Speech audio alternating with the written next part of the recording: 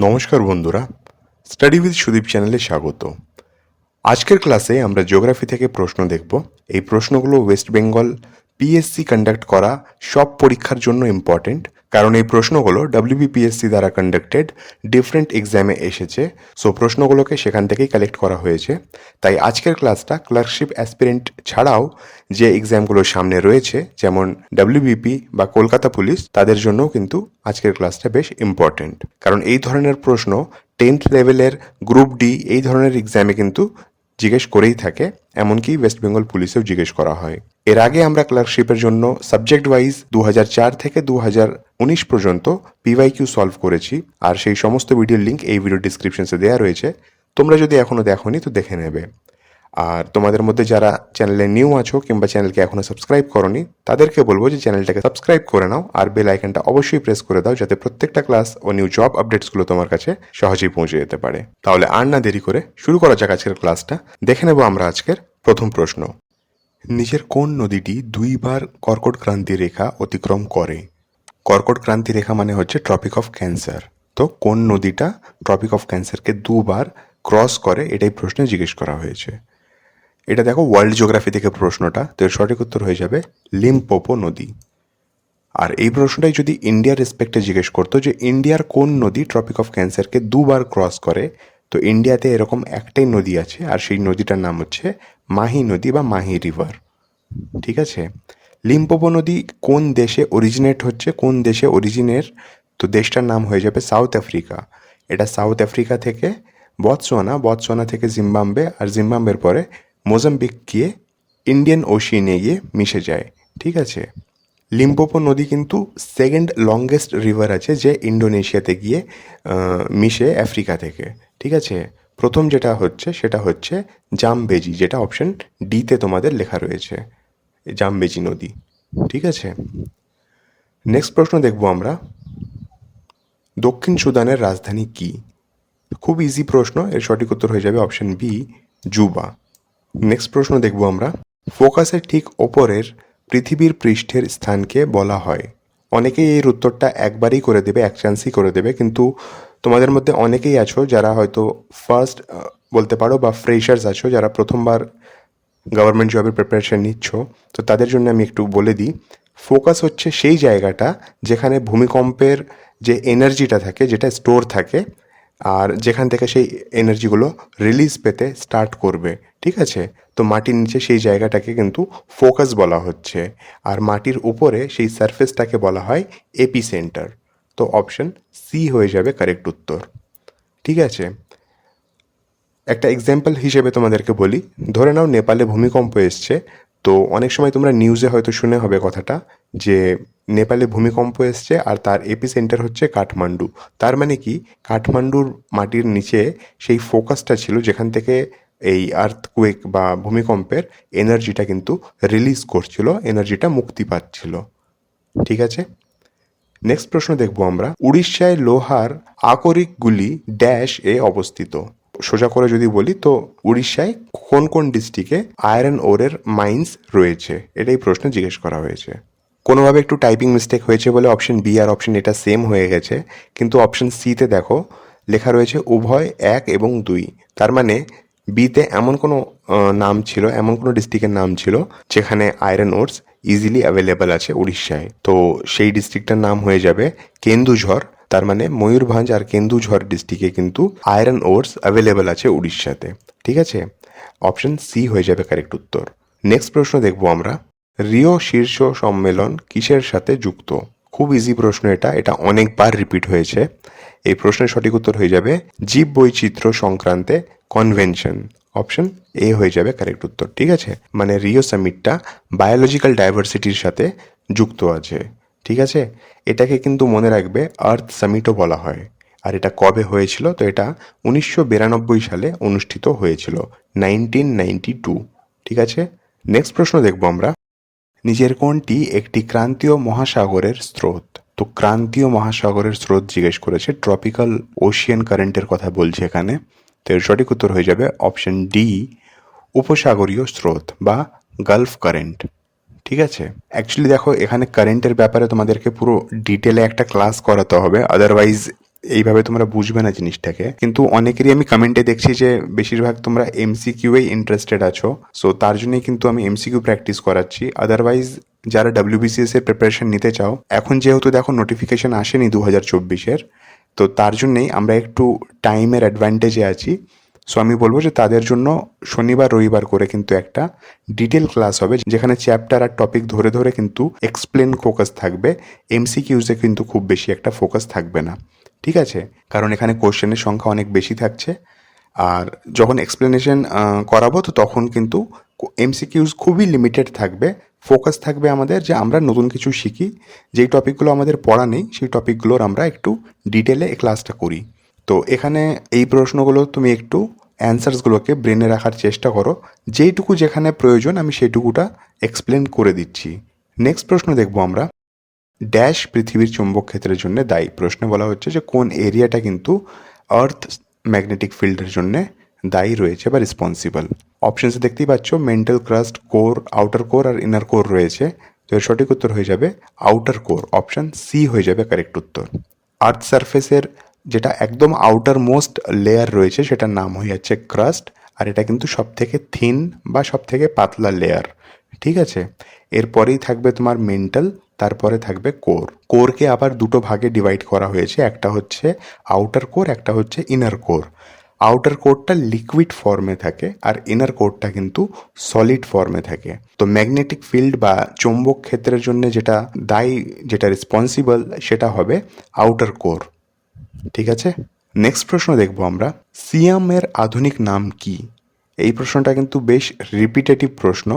সিয়ামের আধুনিক নাম কি? তো এর সঠিক উত্তর হয়ে যাবে অপশন বি, থাইল্যান্ড।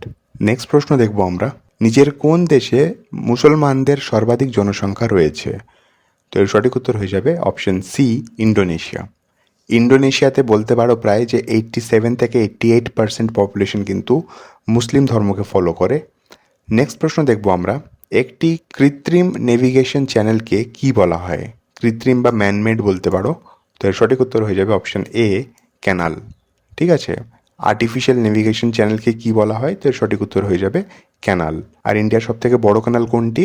তো এর সঠিক উত্তর হয়ে যাবে ইন্দিরা গান্ধী ক্যানাল। প্রশ্নটা হচ্ছে এবার তোমাদের জন্য যে ইন্দিরা গান্ধী ক্যানাল কোন নদী থেকে জল আনে, ঠিক আছে? মানে কোন নদী থেকে ইন্দিরা গান্ধী ক্যানালকে জল সাপ্লাই দেওয়া হয়। নদীটা কিন্তু পাঞ্জাবে রয়েছে। এইটুকুটা হিন্ট দিলাম, এর উত্তরটা আমরা অনেকবার সলভ করেছি, আশা করি তোমাদের মনে আছে। যাদের মনে আছে তারা কিন্তু অবশ্যই কমেন্ট করবে। নেক্সট প্রশ্ন দেখব আমরা, কান্ডলা বন্দরটি কোথায় অবস্থিত? কান্ডলা পোর্ট কোথায় রয়েছে এটা জিজ্ঞেস করেছে।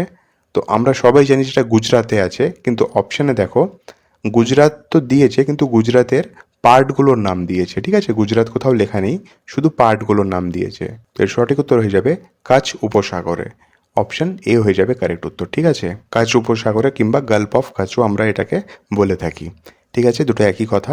কান্ডলা পোর্টের নাম কিন্তু এখন চেঞ্জ হয়ে গেছে, এর নাম হয়ে গেছে বর্তমানে দীনদয়াল উপাধ্যায় পোর্ট।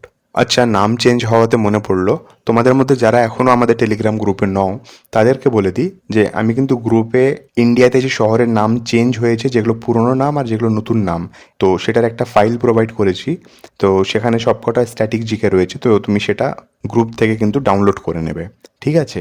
এছাড়াও কিন্তু আরও কয়েকটা পিডিএফ আজকে প্রোভাইড করেছি, তো সেই পিডিএফ হলেও তোমরা তোমাদের কাছে ডাউনলোড করে রেখে নেবে। নেক্সট প্রশ্ন দেখব আমরা, ইন্টিগ্রাল কোচ কারখানা আছে মানে কোথায় আছে? তো ইন্টিগ্রাল কোচ কারখানা পেরাম্বুরে আছে, ঠিক আছে? অপশন এ হয়ে যাবে কারেক্ট উত্তর। যদি অপশানে পেরাম্বুর থাকতো না তাহলে কিন্তু আমরা অপশন ডি, চেন্নাইকে মার্ক করতাম, কারণ এই পেরাম্বুরটাও চেন্নাইয়ের মধ্যে রয়েছে, ঠিক আছে? নেক্সট প্রশ্ন দেখব আমরা, কার্বন ডাই অক্সাইড সর্বোচ্চ শতাংশ কোন ধরনের কয়লায় পাওয়া যায়? প্রশ্নটা কিন্তু একটু ভুল রয়েছে, এখানে কার্বন ডাই অক্সাইড হবে না। যদি এখানে কার্বন ডাই অক্সাইডের কথা বলছে তাহলে প্রশ্নটা হতো যে কোন কয়লা জ্বালানি হিসেবে ব্যবহার করলে সব থেকে বেশি কার্বন ডাই অক্সাইড এমিট হয়, এটা তাহলে প্রশ্ন থাকতো। আদারওয়াইজ এখানে জিজ্ঞেস করেছে যে কোন কয়লায় সব থেকে বেশি কার্বন রয়েছে, কার্বন ডাই অক্সাইড না কিন্তু, ঠিক আছে? তো অপশন এ যেটা রয়েছে সেটাই কিন্তু ঠিক উত্তর হয়ে যাবে অ্যান্থ্রাসাইড। অ্যান্থ্রাসাইডে সব থেকে বেশি কার্বন রয়েছে, আর এটা কিন্তু সব থেকে ভালো কোয়ালিটির কয়লা, যেটা আমাদের দেশে কিন্তু খুব একটা নেই। আমাদের দেশে যেটা ম্যাক্সিমাম আছে সেটা হচ্ছে বিটুমিনাস, ঠিক আছে? নেক্সট প্রশ্ন দেখব আমরা, নিম্নলিখিত কোন বিবৃতিটি সঠিক?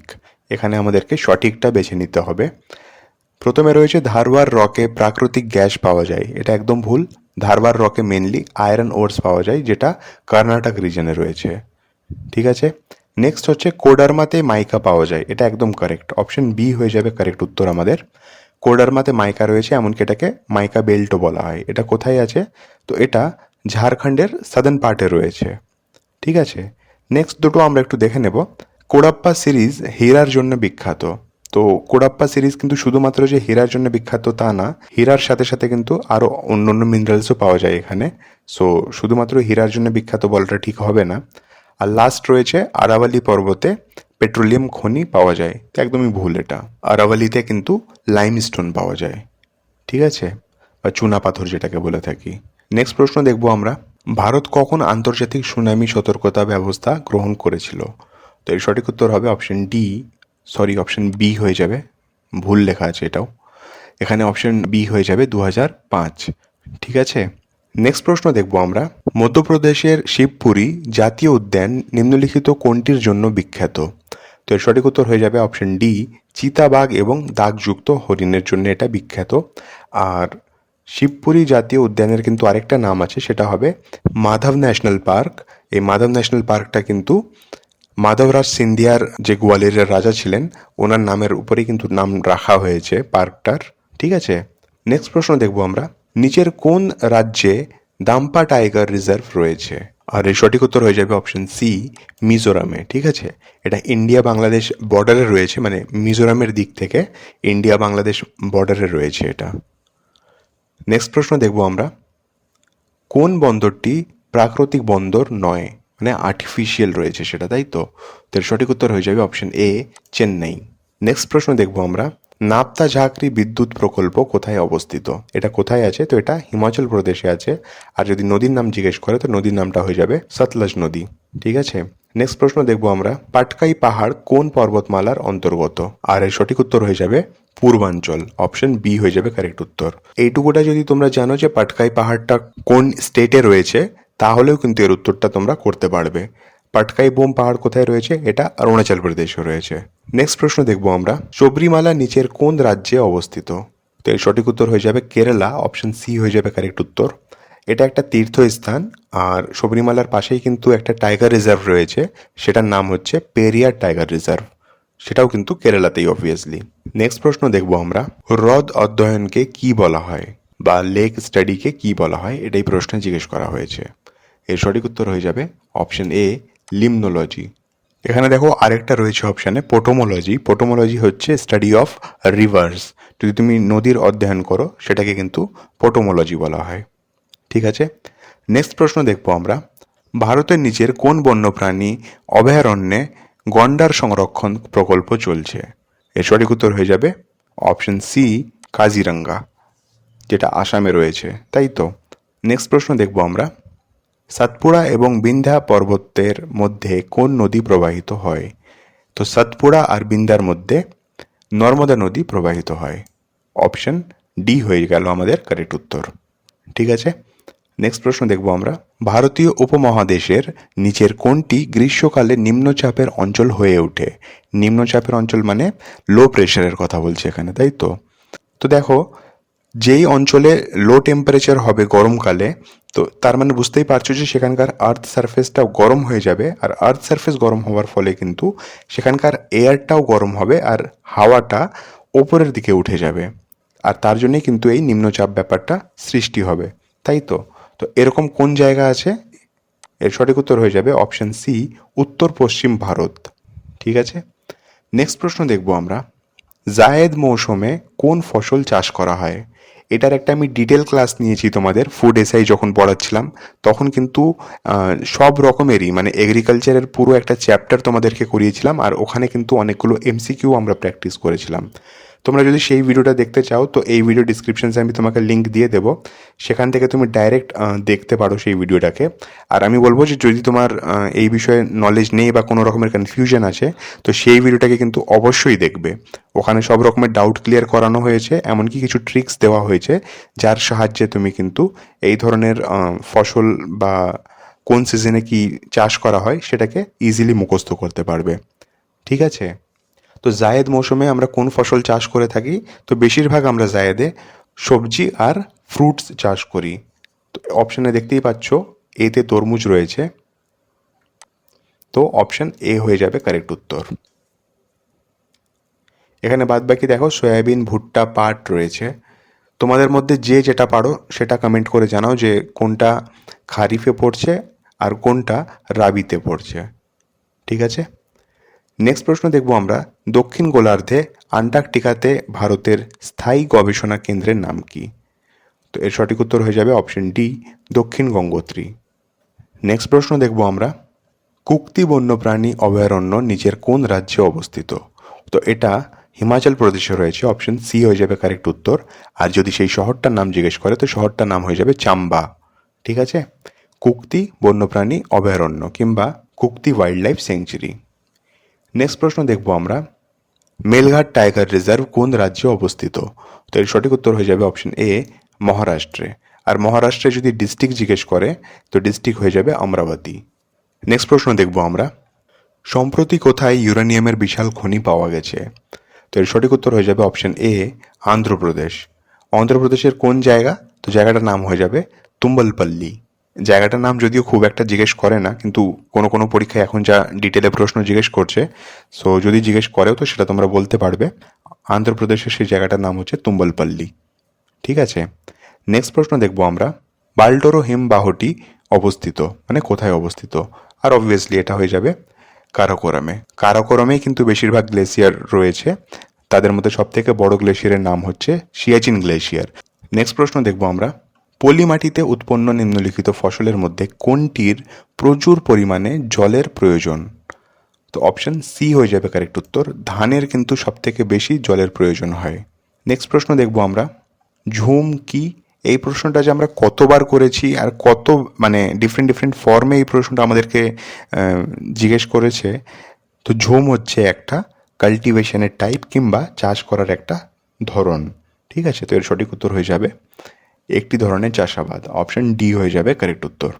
ঠিক আছে, নেক্সট প্রশ্ন দেখব আমরা, দক্ষিণ গোলার্ধে আন্টার্কটিকার ভারতের স্থায়ী গবেষণা কেন্দ্রের নাম কি? প্রশ্নটা রিপিট হয়েছে, এটা আমরা করেছি আগেও। নেক্সট প্রশ্ন দেখব আমরা, ভারতের নিম্নলিখিত রাজ্যের মধ্যে ড্যাশ সবচেয়ে কম জন্মহার মানে বার্থ রেট সব থেকে কম? আর অবভিয়াসলি এটা 2011 সেন্সাস অনুযায়ী জিজ্ঞেস করা হচ্ছে এখানে। আর এর সঠিক উত্তর হয়ে যাবে কেরালা। কেরালাতে কিন্তু লোয়েস্ট বার্থ রেট রয়েছে। ঠিক আছে, নেক্সট প্রশ্ন দেখব আমরা, লাদাখের মধ্যে পাওয়া ইউরেনিয়াম কোন ধরনের সম্পদের উদাহরণ? তো এর সঠিক উত্তর হয়ে যাবে অপশন সি, সম্ভাব্য সম্পদ কিংবা পোটেনশিয়াল রিসোর্স। পোটেনশিয়াল রিসোর্স আমরা সেই সব রিসোর্সকে বলে থাকি যেটাকে আমরা আজকে ইউজ করতে পারছি না, আজকে আমরা সেই রিসোর্সটাকে মাটির তল থেকে বা পাহাড়ের ভেতর থেকে বার করতে পারছি না, কারণ আমাদের কাছে সেই টেকনোলজি নেই কিংবা আমাদের সেই ক্যাপাবিলিটি নেই, কিন্তু আমরা জানি যে সেখানে সেই সম্পদটা রয়েছে। ঠিক আছে, তো সেই সবকে আমরা পোটেনশিয়াল রিসোর্স বলে থাকি। নেক্সট প্রশ্ন দেখব আমরা, কোন জায়গাকে দক্ষিণ ভারতের ম্যানচেস্টার বলা হয়? এর সঠিক উত্তর হয়ে যাবে অপশন এ, কোয়েম্বাটোর। আচ্ছা, মনে পড়লো আমি আরেকটা কিন্তু তোমাদেরকে পিডিএফ প্রোভাইড করেছি, সেখানে কিন্তু এই শহরের উপনামগুলো রয়েছে, যেটাকে আমরা ইংলিশে সর্বেকুয়েট বলে থাকি। সেটার একটা বেশ বড় লিস্ট আছে, সেটা আমি তোমাদের সঙ্গে শেয়ার করেছি গ্রুপে, সেখান থেকে তোমরা ডাউনলোড করে নেবে। ঠিক আছে, পিডিএফ রয়েছে সেখানে। নেক্সট প্রশ্ন দেখব আমরা, কুকি কোন রাজ্যের সাথে সম্পর্কিত? তো কুকি একটা জনজাতি, আর এটা রিসেন্টলি নিউজেও ছিল। এর সঠিক উত্তর হয়ে যাবে অপশন সি, মণিপুর। ঠিক আছে, নেক্সট প্রশ্ন দেখব আমরা, অর্থের দিক থেকে ভারত থেকে কোন মশলা রফতানি হয় সবচেয়ে বেশি? অর্থের দিক থেকে বলেছে। ঠিক আছে, তো এর সঠিক উত্তর হয়ে যাবে অপশন বি, শুকনো লাল মরিচ বা শুকনো লাল লঙ্কা। এটা কিন্তু 2016 রেকর্ড আছে, 2023-এও কিন্তু এটা চেঞ্জ হয়নি। স্টিল আমরা কিন্তু অর্থের দিক থেকে শুকনো লঙ্কা সব থেকে বেশি এক্সপোর্ট করছি। ঠিক আছে, আর আজকে লাস্ট প্রশ্ন দেখব আমরা, যে IR-20 এবং রত্না দুটি কিসের নাম? তো এটা একটা ধানের টাইপ, ধানের নাম এটা, অপশন ডি হয়ে যাবে কারেক্ট উত্তর। ঠিক আছে, তাহলে আজকে এই 40টা প্রশ্ন করলাম, এরকমই কিন্তু আরও দুটো পার্ট হবে যেখানে আমরা মোস্ট রিপিটেটিভ প্রশ্নগুলো সলভ করব। ঠিক আছে, জিওগ্রাফির পরে আমরা এরকমই কিন্তু অন্য সাবজেক্টেরও ফলো করব যে মোস্ট রিপিটেটিভ প্রশ্ন কোনগুলো আছে, কারণ West Bengal public service commission questions repeat করে, আর এটা আমরা কিন্তু দেখেই আসছি একের পর এক। শুধুমাত্র 2023-এর যে WBCS প্রিলিমসটা হয়েছে সেখানেই একমাত্র কোশ্চেন্সগুলো একটু অন্যরকম ছিল, একটু অন্য স্টেটস থেকে কিন্তু প্রশ্নগুলোকে আনা হয়েছিল। আদারওয়াইজ কিন্তু যেগুলো অন্য অন্য পরীক্ষাগুলো কন্ডাক্ট করাচ্ছে, খুব একটা তো করায় না, বাট যে কটা করাচ্ছে সেখানে কিন্তু আমরা এই প্রশ্নগুলো বারবার রিপিট হতে দেখেছি। তো তার জন্যই আমরা এগুলোকে তো প্র্যাকটিস করবোই, তারপরে আমরা কিছু নতুন প্রশ্নও দেখব। যদি ভিডিওটা ভালো লেগে থাকে তো প্লিজ একটা লাইক করে দেবে, আর এখনও যদি তুমি চ্যানেলকে সাবস্ক্রাইব করোনি আর ভাবছো সাবস্ক্রাইব করবে কি করবে না, তো আমি আবার বলবো যে চ্যানেলটাকে সাবস্ক্রাইব করে নাও, বেল আইকনটা প্রেস করে দেবে, যাতে প্রত্যেকটা ক্লাসের নোটিফিকেশনস ও নিউ আপডেটসগুলো তোমার কাছে সহজেই পৌঁছে যেতে পারে। তার পাশাপাশি বলবো যে টেলিগ্রাম গ্রুপটা আমাদের জয়েন করে নাও, সেখানে কিন্তু অ্যাটলিস্ট স্ট্যাটিক জিকের পিডিএফগুলো তো সঙ্গে সঙ্গে পেয়ে যাবে, আর যেগুলো ক্লাসের পিডিএফগুলো থাকে সেগুলোও আমরা প্রোভাইড করিয়ে দেবো। ঠিক আছে, তাহলে দেখা হচ্ছে নেক্সট ক্লাসে, ততক্ষণ পড়তে থাকো, রিভাইজ করতে থাকো।